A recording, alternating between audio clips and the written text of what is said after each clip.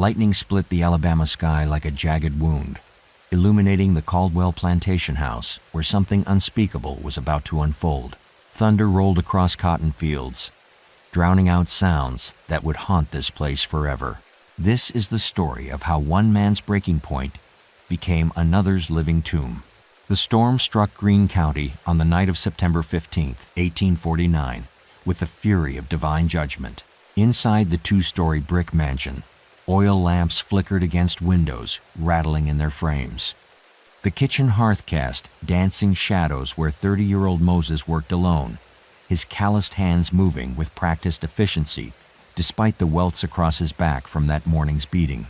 Upstairs, Constance Caldwell paced her bedroom floor, her silk slippers whispering against polished wood. At 42, she ruled her household of 18 enslaved people, with calculated cruelty that made neighboring plantation wives whisper behind their fans. Her husband traveled frequently on business, leaving her absolute authority over lives she considered less valuable than her thoroughbred horses. The beating had started over burnt biscuits. Moses had worked 16-hour days for 3 weeks straight, tending the kitchen fires, hauling water, scrubbing floors, until his knees bled.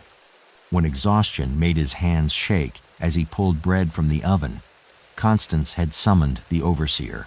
20 lashes with a bullwhip, from the diary of Dr. Edmund Hayes, September 16, 1849. Treated a house slave for severe lacerations, Mrs. Caldwell insisted the punishment was necessary for maintaining order. The man's back resembled raw meat. Moses had stood silent during the whipping, but something inside him cracked deeper than skin. 20 years of servitude crystallized into a single moment of clarity. He was going to die on this plantation, either from overwork or Constance's next fit of rage. Unless he chose differently. The cellar stretched beneath the kitchen, carved from red Alabama clay and lined with fieldstone. Used for storing preserved foods and root vegetables, it held the damp chill of an underground cave. Moses knew every corner, every loose stone, every shadow. He'd spent countless hours hauling supplies up and down those narrow wooden steps. Tonight, the cellar would serve a different purpose. Wind howled through the eaves as Moses climbed the servants' stairs, each creak masked by thunder. His shirt stuck to the bloody wounds across his shoulders, but pain had transformed into something sharper. Purpose. In his left hand, he carried a hemp rope. In his right, a small iron crowbar used for opening supply crates. Simple tools. Sufficient tools. Constance heard footsteps in the hallway and called out sharply, "Moses, bring me laudanum for my headache. This wretched storm has my nerves in tatters." He pushed open her bedroom door without knocking, a transgression that would normally earn another beating. But normal had died with the sunset. What happened in that candlelit room lasted less than 3 minutes. When it ended, Constance Caldwell lay unconscious, her hands bound, her mouth gagged with torn bed linens. Moses hoisted her over his shoulder like a sack of grain and carried her down 2 flights of stairs to the cellar. She woke as he placed her on the dirt floor, her eyes wide with terror above the makeshift gag. The cellar walls seemed to press closer in the lamplight, fieldstones mortared with clay that would soon serve as her tomb. But Moses wasn't finished building. Outside, neighbors battened down for the storm, unaware that screams were already echoing through stone walls too thick for sound to escape. What would you do if you heard something scratching in the darkness, knowing rescue was impossible and discovery meant death? The real horror was just beginning, because Moses had planned this moment for months, gathering materials, studying the cellar's construction, preparing for the night when patience would finally surrender to vengeance. Before we go deeper into this dark chapter of American history, I want to know, where are you watching from right now? What time is it where you are? Drop a comment below and let me know. And if stories like this fascinate you, hit that like button and subscribe, because what you're about to hear has been buried in courthouse records for over a century. Brick by brick, Moses transformed the cellar into a crypt. The mortar between his fingers felt warm, despite the September chills seeping through stone walls.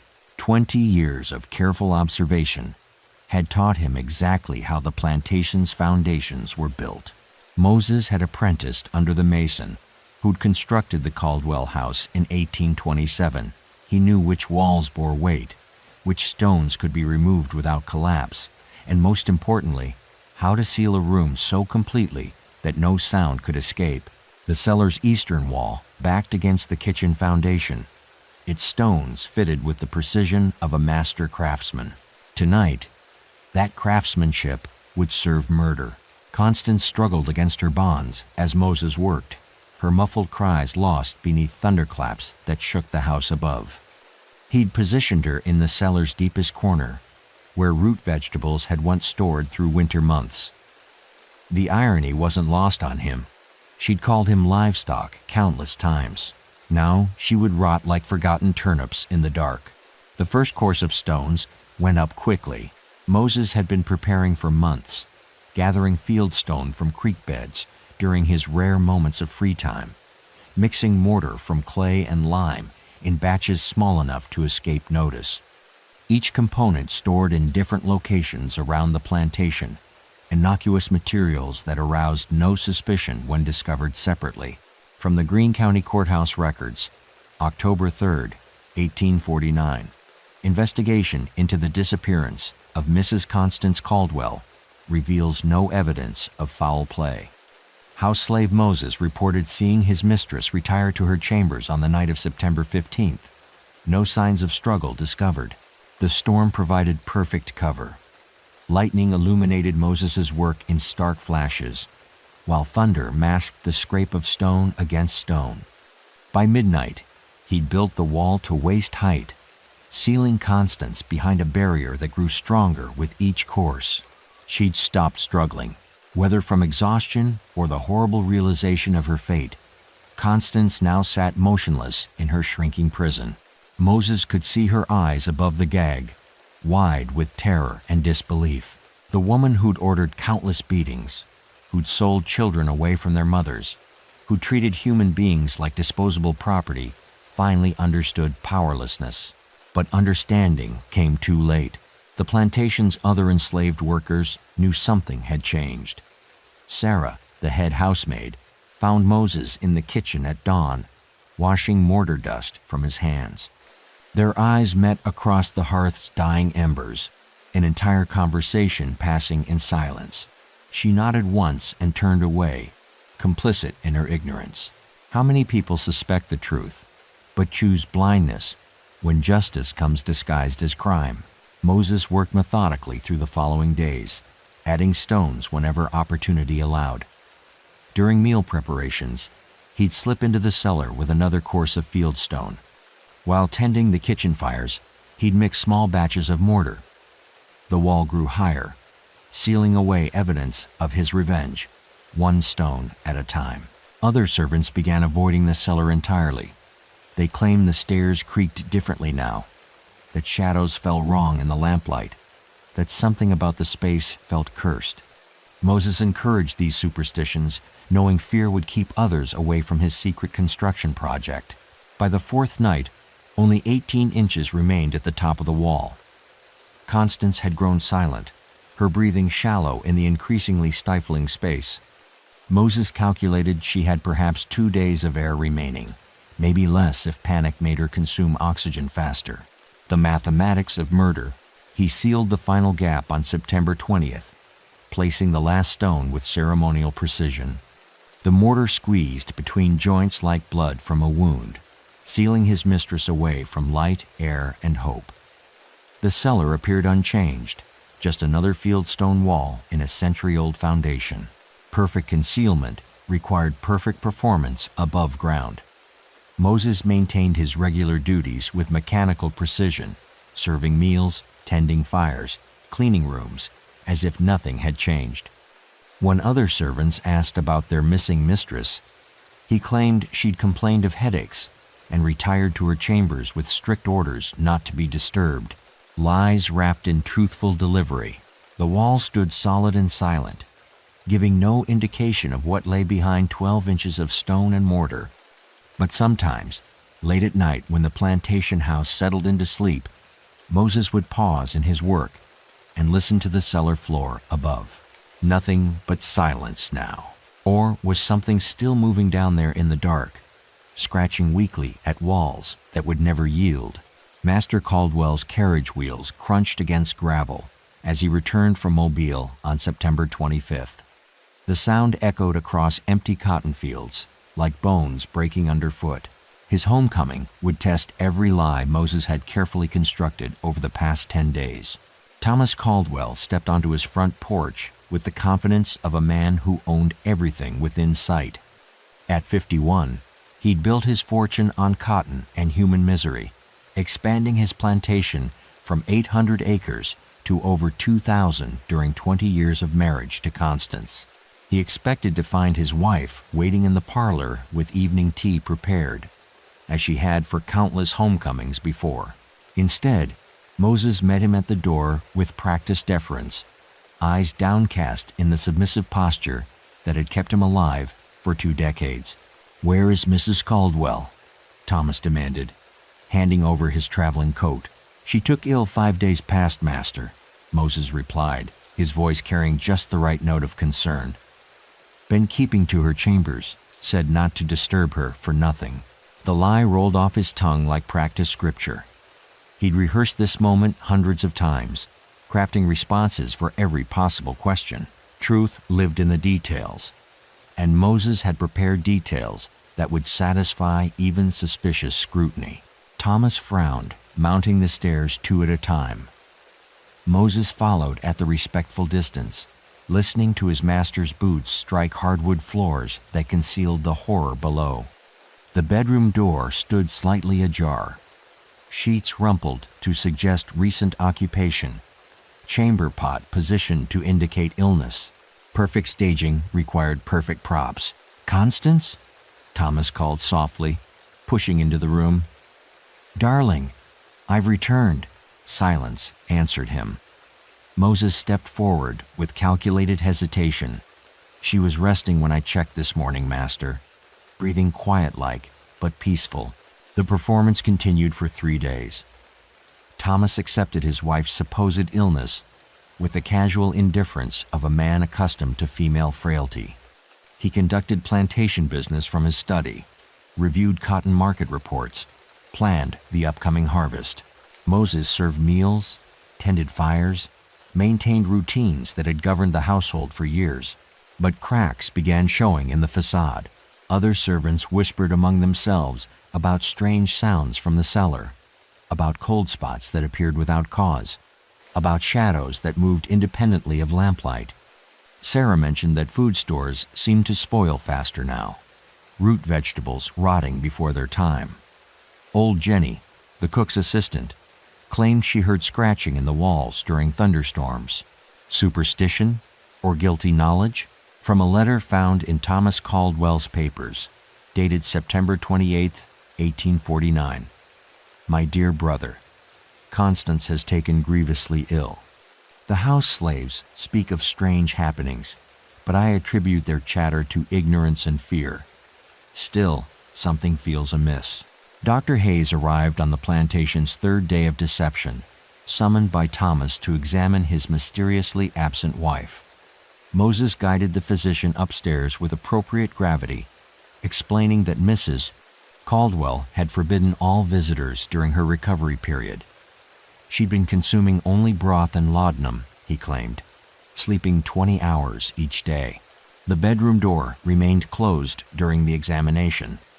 Dr. Hayes pressed his ear to the wood, listening for breathing, heartbeat, any sign of life within. Moses stood in the hallway, hands folded, the picture of dutiful concern. "She appears to be resting," Hayes concluded after several minutes. "Perhaps it's best not to disturb her recovery." Another lie accepted without question. That evening, Thomas dined alone, while Moses served courses with mechanical precision The master commented on the meal's quality, praised the seasoning of the roasted chicken, never suspecting that hands which had sealed his wife's tomb now placed food before him with steady composure. How many meals are served by murderers who smile while they portion death onto fine china? The plantation's rhythm continued unchanged. Cotton picking proceeded on schedule, with enslaved workers moving through fields under the overseer's watchful eye. Business correspondence flowed from Thomas's study. Neighboring families sent social invitations that Moses politely declined on behalf of his supposedly ailing mistress. Life built upon carefully maintained illusion. But in the cellar, behind 12 inches of fieldstone and mortar, something had gone permanently silent. The scratching sounds that terrified other servants had ceased 3 days earlier. The air behind that wall had grown still as death, carrying only the scent of clay and lime mortar that would preserve secrets longer than memory. Moses descended those stone steps each evening, carrying lamp oil and food supplies that provided perfect cover for his visits. He would place his ear against the sealed wall, listening for sounds that never came. His revenge was complete. Justice served in increments of stone and suffocation, yet satisfaction remained elusive. Each night brought dreams of scratching sounds, of fingernails scraping against mortar, of voices calling his name from behind impenetrable walls. He would wake in his cabin, sweating despite September's cooling temperatures, haunted by sounds that existed only in memory. The dead, it seemed, had ways of haunting their killers even from sealed tombs. But the living still had questions that demanded answers, and Thomas Caldwell was beginning to ask them with increasing urgency. How long could Moses maintain his performance before someone discovered that the mistress of the house had vanished as completely as smoke? Thomas Caldwell stood outside his wife's bedroom door at 6:30 a.m. on October 1st, his fist raised to knock. 10 days of illness seemed excessive, even for Constance's dramatic tendencies. His growing suspicion would soon collide with Moses's carefully constructed lies. The master's patience had worn thin during sleepless nights filled with unanswered questions.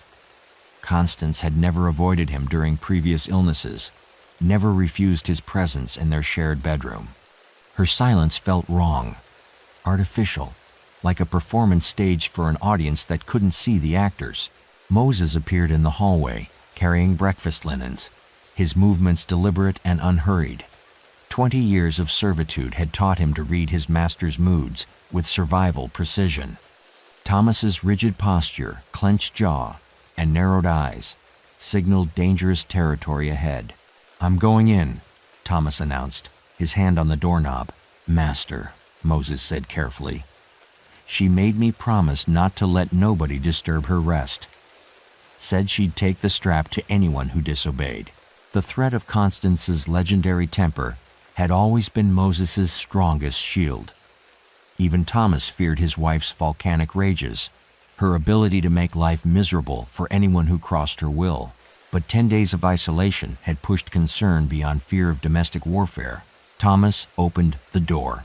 The bedroom lay in perfect stillness, morning light filtering through drawn curtains to illuminate an empty bed. Covers pulled neat and tight, pillows undisturbed. No sign of recent occupation. The air smelled stale, unused, like a room abandoned for weeks rather than hours. Constance was gone. "Where is she?" Thomas's voice carried the quiet menace that preceded violent explosions. "Where is my wife?" Moses had prepared for this moment, crafting responses that would redirect suspicion away from impossible truth. She said something about visiting her sister in Montgomery. Master, took ill sudden-like in the night, said the country air might help her constitution. Another lie, delivered with perfect sincerity. Constance's sister had died 3 years earlier, a fact that Moses gambled Thomas might have forgotten in his confusion. The story explained her absence, while providing a destination too distant for immediate verification. Thomas studied Moses's face with the intensity of a man who'd built his fortune reading other people's deceptions. Slaves learned to lie for survival. But this felt different. Too smooth, too practiced, like a speech memorized rather than truth spontaneously recalled. "She would have told me," Thomas said slowly. "Would have left word, instructions for the household. She was powerful sick, master. Barely coherent when she left. Said she'd send word once she felt stronger." The lies multiplied like cancer, each fabrication requiring additional deceptions to maintain credibility. Moses felt the weight of his performance pressing down like the stone walls he'd built in the cellar below. One mistake would expose everything. From the Greene County Sheriff's Log, October 2nd, 1849, Thomas Caldwell reports wife missing. House slave claims she departed from Montgomery during illness. No evidence of foul play discovered during preliminary investigation. Sheriff William Garrison arrived that afternoon with 2 deputies, their horses kicking up dust clouds that settled over the plantation like omens. Moses greeted them at the front steps with appropriate concern, explaining Mrs. Caldwell's sudden departure while maintaining the respectful distance that law expected from enslaved people. The investigation proved perfunctory. White women sometimes traveled for their health, especially during Alabama's oppressive summer months. Constance's reputation for strong will and independent thinking made her unannounced departure seem believable rather than suspicious. But other servants began contradicting Moses's story through nervous glances and whispered conversations that carried dangerous implications. Sarah mentioned that Mrs. Caldwell's traveling trunk remained in the bedroom closet. Old Jenny noted that none of her jewelry or fine clothes had been taken. The stable boy confirmed that no carriage had left the plantation on the night in question. Small inconsistencies that accumulated like storm clouds. Moses watched the investigation unfold with growing anxiety, knowing that truth lived in details he couldn't control. Every question, every doubt, every suspicious glance pushed him closer to discovery. The wall in the cellar held its secrets, but human memory proved less reliable than stone and mortar. That evening, after the sheriff departed, Thomas confronted Moses in the kitchen where this nightmare had begun. The room felt different now, charged with unspoken accusations and barely contained violence. "Something's wrong here," Thomas said, his voice deadly quiet. "My wife doesn't disappear without trace, doesn't abandon her household, her responsibilities, her life." Moses continued washing dishes with mechanical precision, keeping his hands busy while his mind raced through possible responses. The truth sat 12 feet below them, sealed behind fieldstone walls that would never surrender their secrets voluntarily. But walls had ways of speaking. Late that night, as autumn wind rattled the plantation house, Thomas descended to the cellar seeking wine for his troubled thoughts. His footsteps echoed against stone walls that Moses knew held more than preserved food and root vegetables. Would Thomas notice anything different about the eastern wall? Would he hear sounds that shouldn't exist, smell odors that didn't belong, sense the presence of death so close to life? The cellar held its breath, waiting to reveal whether perfect murder could survive imperfect scrutiny. Thomas's boots struck the cellar steps at 11:47 p.m., each footfall echoing against stone walls that had witnessed unspeakable acts. The lamp in his hand cast dancing shadows across fieldstone surfaces, illuminating secrets hidden in plain sight. Wine wasn't the only thing he'd come to find in the darkness below. The cellar stretched before him exactly as it had for 22 years, lined with preserving jars and root vegetable bins that sustained the plantation through Alabama winters. But something felt different tonight, wrong in ways that defied rational explanation. The air hung thick with moisture and another scent, metallic and organic, like copper pennies left in damp earth. Thomas moved methodically through the underground space, checking wine racks and food stores with the practiced eye of a plantation master who inventoried everything he owned.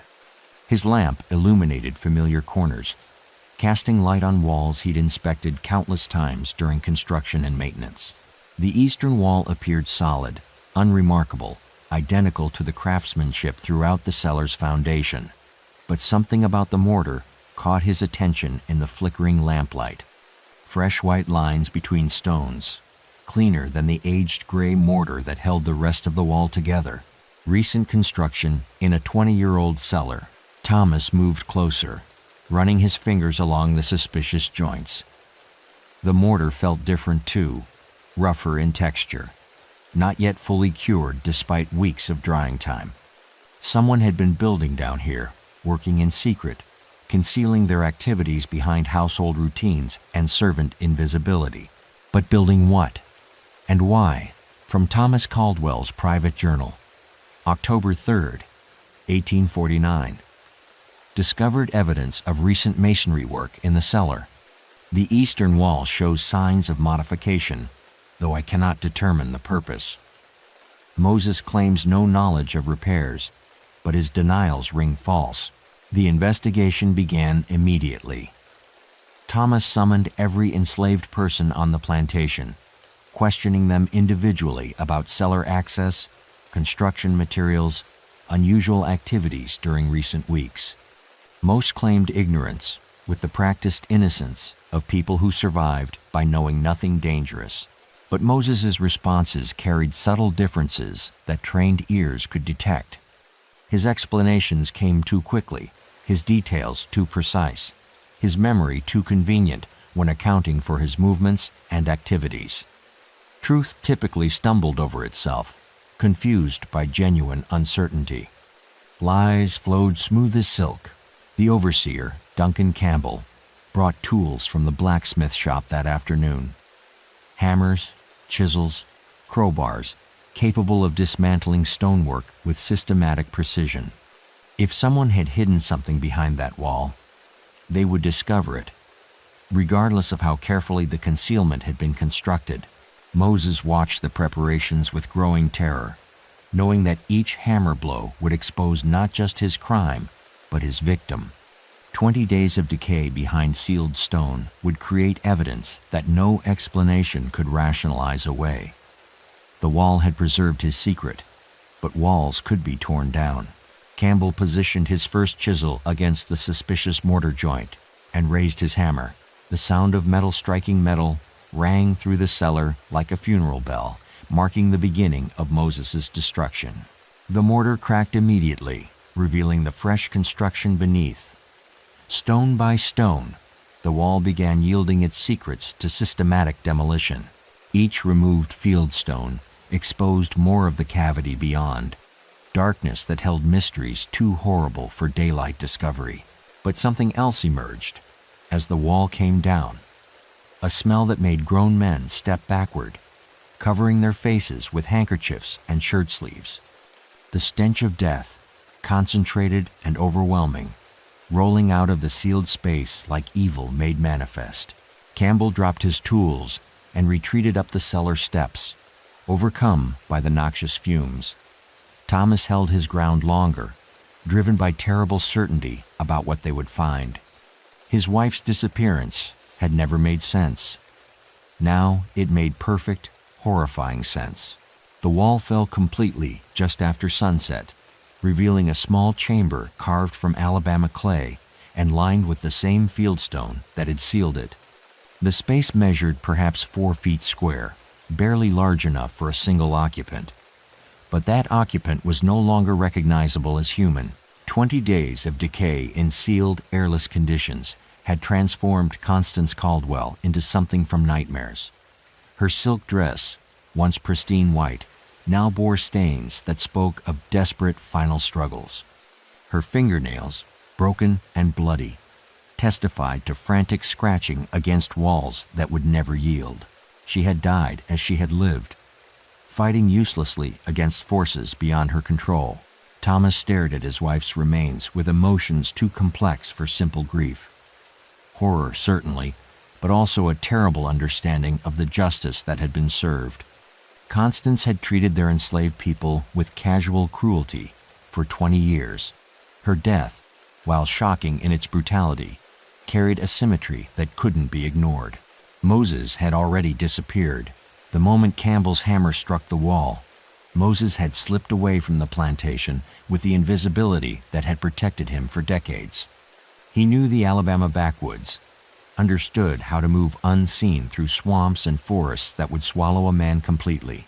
Behind him, he left only questions that would never be answered, and justice that would never be satisfied. The law would hunt him with bloodhounds and bounty hunters, but the law hadn't built that wall or sealed that tomb.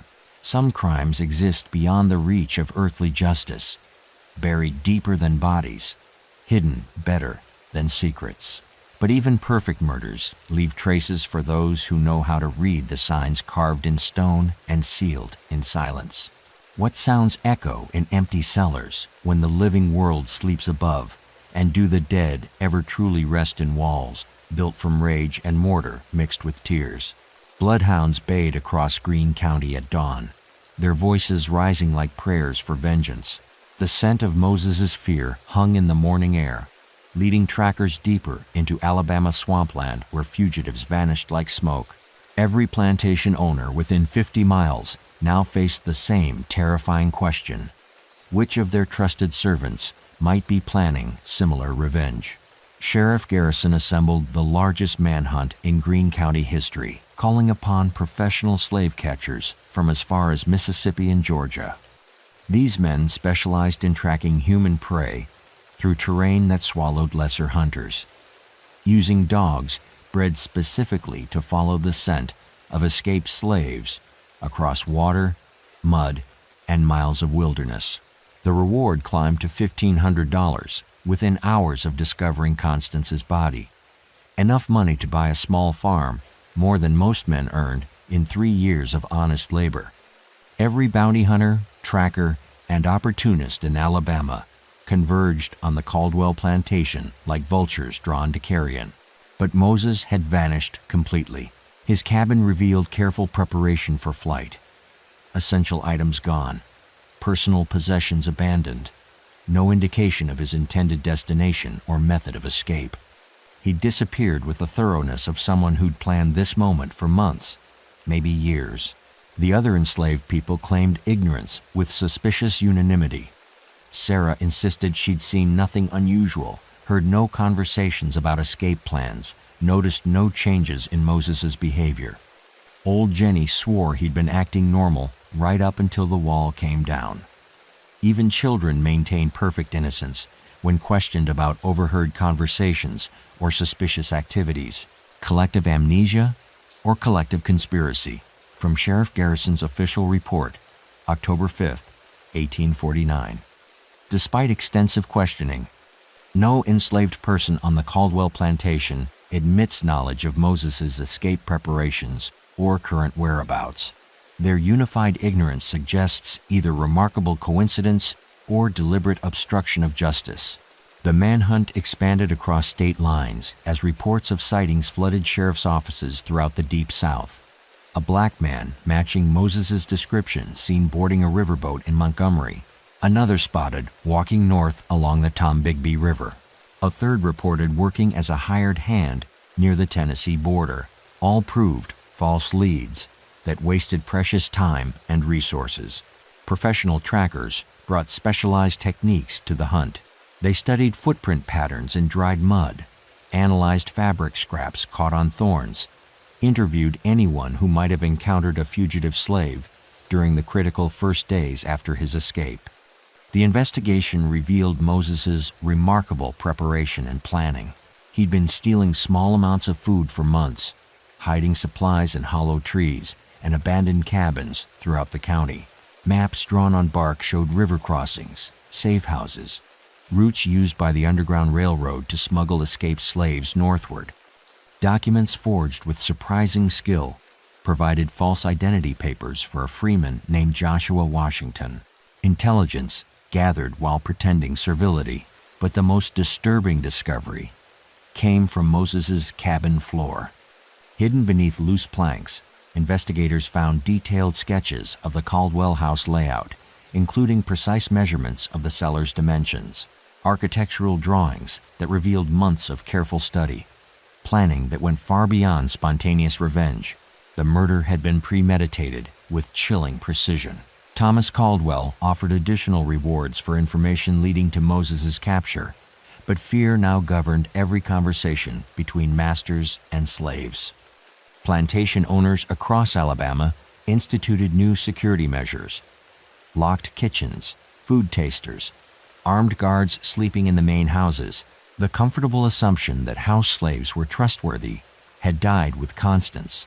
Paranoia spread faster than yellow fever. Neighbors accused each other's servants of plotting rebellion. Children were separated from parents suspected of teaching dangerous ideas. Some families dismissed their entire household staffs, preferring to live without domestic help rather than risk sleeping under the same roof as potential murderers. Meanwhile, Moses moved through Alabama wilderness with the skill of someone who'd spent 2 decades studying every path, creek, and hideout within walking distance of the plantation. He knew which caves provided shelter, which streams ran deep enough to confuse tracking dogs, which farmers might harbor fugitives for the right price. The swamps became his sanctuary.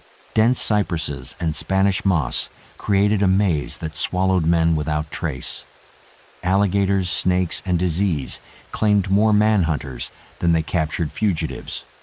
But Moses navigated these dangers with the confidence of someone who'd chosen death over recapture long before the first stone was laid in that cellar wall. 3 weeks into the manhunt, tracking dogs finally picked up a strong scent trail leading north toward the Tennessee River. The pack followed the trail for 12 miles before losing it completely at a ferry crossing, where dozens of travelers had obscured the tracks with their own passage. Moses had reached the first way station on his journey toward freedom. But freedom remained hundreds of miles away, through territory crawling with slave catchers who knew his face, his name, and the price on his head. Behind him, he left a plantation house, where servants still claimed to hear scratching sounds in the walls, where shadows moved independently of lamplight, where the cellar stairs creaked under invisible footsteps that climbed toward rooms where the living tried to forget what they'd witnessed. Could a man outrun not just his pursuers, but the ghost of his victim, the memory of her final desperate moments sealed forever in stone and silence? The Tennessee River moved like liquid mercury under November moonlight, carrying Moses toward a freedom that remained fragile as morning frost. Each mile northward brought him closer to sanctuary and deeper into territory where his face matched wanted posters nailed to every tree. $300 in rewards now followed his scent across state lines, like a curse that multiplied with distance. The Underground Railroad operated through coded signals that Moses had learned during years of careful listening. A lantern in an upstairs window meant safe passage. 2 yellow ribbons tied to a fence post indicated danger ahead. A specific hymn hummed while hanging laundry promised food and shelter after dark. But the network that smuggled slaves toward freedom also carried information southward, and word of the Caldwell murder had spread through abolitionist circles with disturbing speed. Some conductors refused to help a man who'd killed his mistress so brutally. Others saw him as a hero who'd struck back against oppression with righteous violence. Moses found himself caught between competing versions of his own story. Near Huntsville, a Quaker family named Patterson provided him shelter in their barn cellar, a hiding place carved from Tennessee limestone that reminded him uncomfortably of another underground chamber. The father, Jeremiah Patterson, questioned Moses about his methods while treating infected cuts on his feet. "Violence breeds violence," Patterson said quietly, cleaning wounds with whiskey and clean cloth. "Your revenge may inspire others to similar acts, endangering every enslaved person in Alabama." Moses studied the white man's face in lamplight, seeing genuine concern mixed with moral confusion. "She beat us like animals for 20 years, sold children away from their mothers, worked people to death in her cotton fields. Where was your Christian mercy then?" The conversation continued through the night, touching on justice, morality, and the terrible mathematics of oppression. Patterson ultimately helped Moses continue northward, but their debate revealed the complex emotions his crime had awakened even among abolitionists. From a letter discovered in Jeremiah Patterson's papers, November 8, 1849, "We sheltered the fugitive Moses for 3 days. His story troubles me deeply, not for its violence, but for the systematic cruelty that created such desperation. How many other Moseses are planning similar revenge in cellars across the South?" The manhunt intensified as Moses crossed into Kentucky. Professional slave catchers had divided the territory into search grids, coordinating their efforts through telegraph messages that tracked his probable routes northward. Reward money attracted amateur bounty hunters who shot first and asked questions later, creating additional dangers for any black man traveling alone. Moses adapted by moving only at night, sleeping in caves and abandoned buildings during daylight hours. His appearance changed through deliberate self-modification. He cropped his hair close, grew a beard, affected a limp that disguised his natural stride. The man who'd left Alabama bore little resemblance to the figure now making his way through Kentucky wilderness. But scent dogs couldn't be fooled by altered appearances. A pack of specially trained bloodhounds picked up his trail near Louisville, following it for 18 miles before losing the scent at a creek crossing where Moses had waited upstream for 2 hours to confuse their tracking. The dog's handler, a professional named Briggs, who'd captured over 50 runaway slaves, studied the creek bank with growing respect for his quarry's intelligence. "This one knows what he's doing," Briggs told the local sheriff. "Been planning this escape for months, maybe years. He's not running blind like most runaways." The trail went cold completely near the Ohio River, where Moses disappeared into a network of safe houses operated by German immigrants who'd fled their own oppression in Europe. These families understood persecution with personal intimacy, providing shelter without judgment or moral lectures about violence and revenge. Moses spent 2 weeks recovering his strength in a Cincinnati basement, eating his first adequate meals in months, while his hosts planned the next stage of his journey toward Canada. The basement reminded him of other underground spaces, but these stone walls offered sanctuary rather than imprisonment. Still, he dreamed every night of scratching sounds, of fingernails scraping against mortar, of voices calling his name from behind impenetrable barriers. Freedom couldn't erase memory or silence the ghost that followed him northward like a shadow cast by moonlight. The final leg of his journey proved the most dangerous. Ohio crawled with slave catchers who knew the Underground Railroad's routes and methods. Moses traveled disguised as a freeman heading to Detroit for work, carrying forged papers that identified him as Joshua Washington, a skilled carpenter seeking employment in Michigan's growing lumber industry.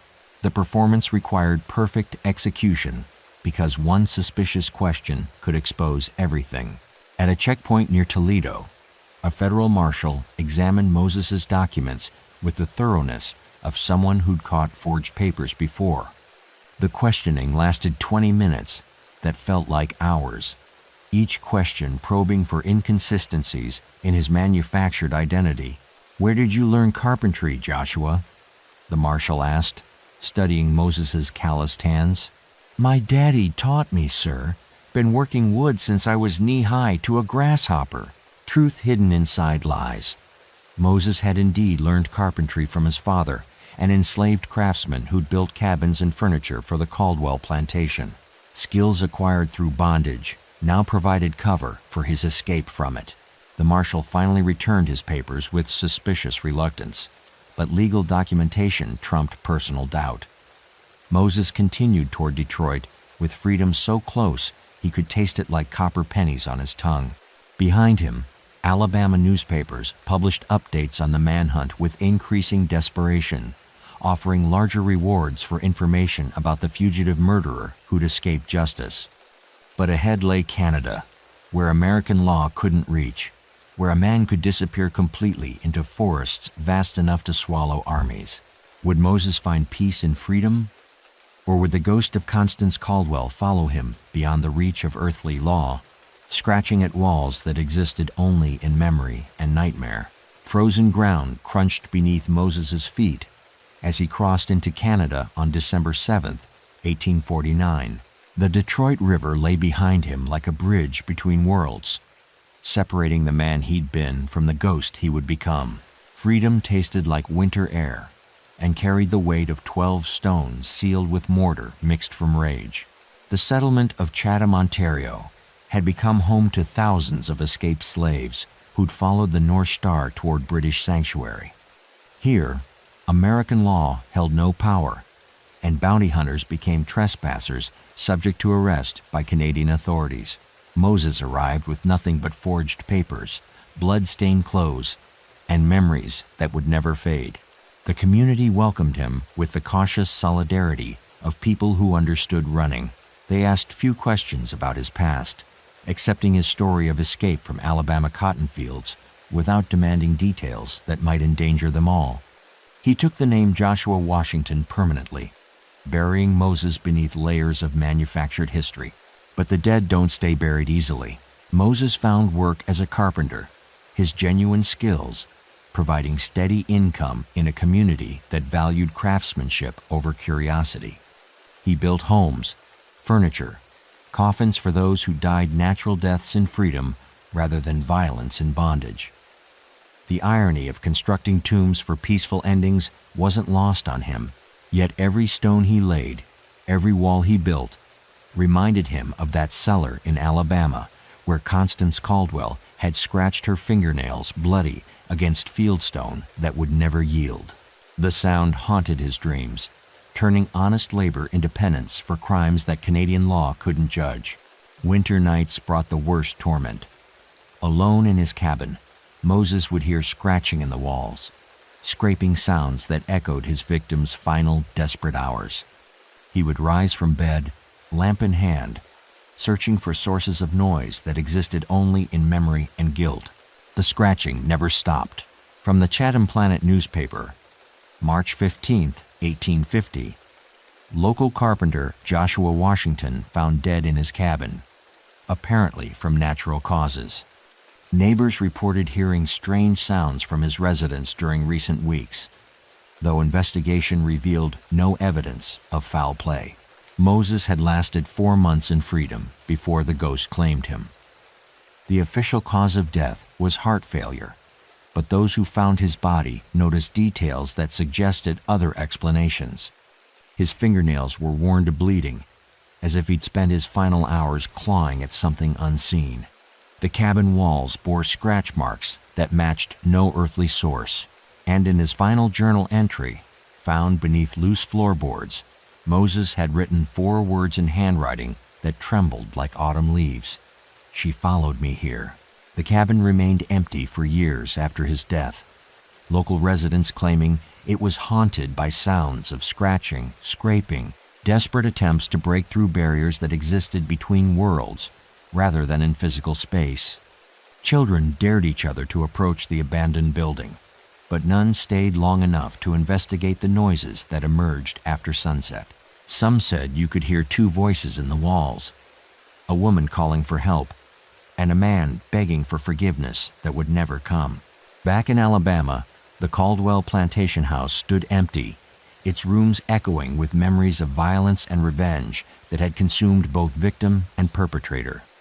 Local families avoided purchasing the property despite its prime location and fertile soil, claiming the place carried a curse that would follow anyone foolish enough to call it home. The cellar remained sealed, its eastern wall rebuilt with the same fieldstone that had witnessed Constance's final moments. But servants who worked in neighboring houses swore they sometimes heard scratching sounds carrying across cotton fields on humid nights, as if the dead were still trying to claw their way back to the surface. Justice had been served in that underground chamber, but justice and peace proved to be entirely different things. Moses had escaped earthly law, only to discover that some prisons follow their inmates beyond the reach of human authority, built from guilt and memory rather than stone and mortar. Even today, locals in Greene County whisper about the abandoned Caldwell place, where scratching sounds echo from empty walls on stormy nights, reminding anyone who listens that some secrets refuse to stay buried. The Caldwell plantation sold for half its assessed value in 1852, purchased by a cotton merchant who lasted exactly 3 months before abandoning the property. His departure came after servants refused to work in the main house, claiming they heard voices arguing in empty rooms. Today, the foundation stones still mark where that cellar chamber held its terrible secrets. And some say the scratching never really stopped. The new owner, William Hartwell, had dismissed local superstitions as ignorant folklore until he experienced the phenomena personally.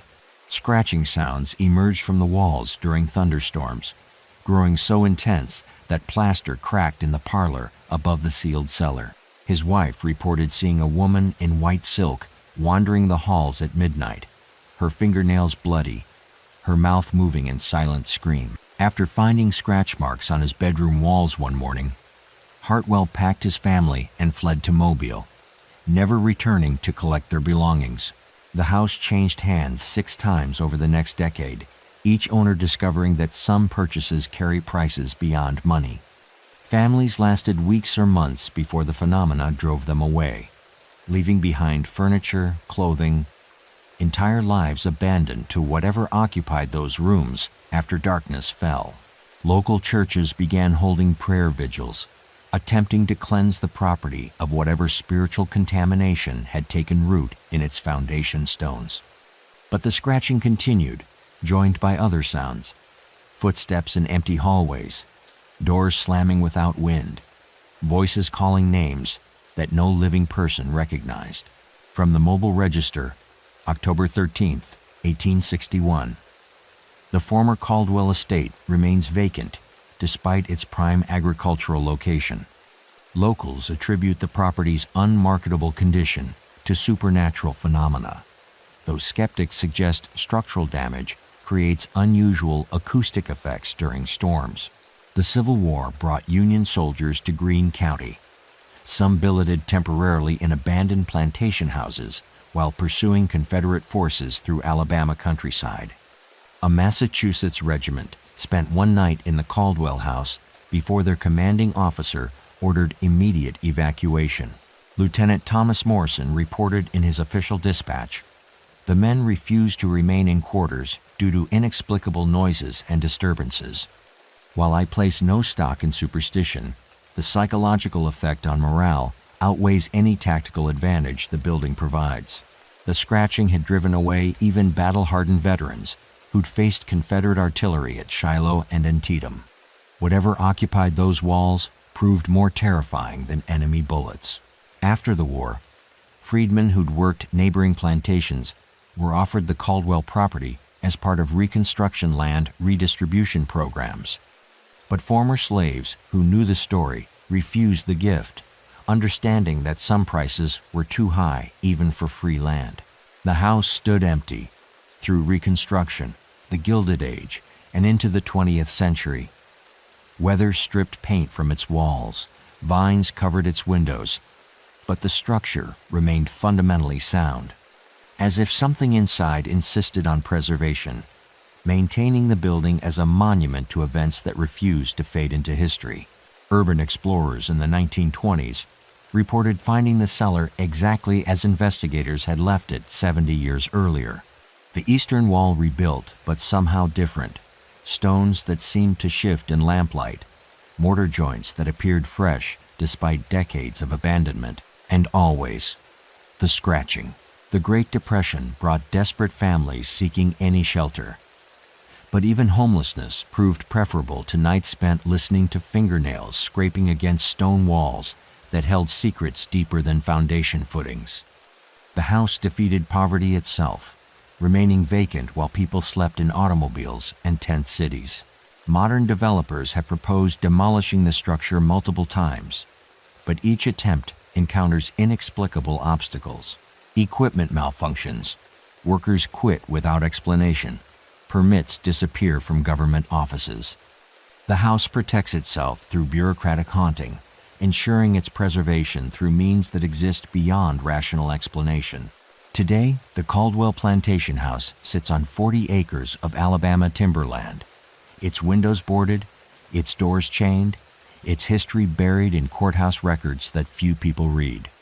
But on humid September nights when thunderstorms roll across Greene County, locals still report hearing sounds that shouldn't exist in abandoned buildings. Scratching, scraping, the desperate clawing of fingernails against stone walls that sealed away more than just physical remains. Some say, if you listen carefully during the worst storms, you can hear two voices, one begging for help, another pleading for forgiveness that will never come. The dead, it seems, have longer memories than the living, and some walls hold echoes that time cannot silence. Moses found his freedom in Canada, but freedom couldn't free him from the ghost he'd sealed in Alabama clay and fieldstone mortar. Constance discovered that death offers no escape from the consequences of cruelty practiced during life. Both victim and perpetrator remain trapped together, scratching at barriers that exist between worlds rather than in physical space. Justice served in darkness creates its own prison, built from guilt and memory, sealed with stones that no earthly force can move. And in that prison, the scratching never stops. We're only scratching the surface. The next case is even darker. Subscribe before it drops.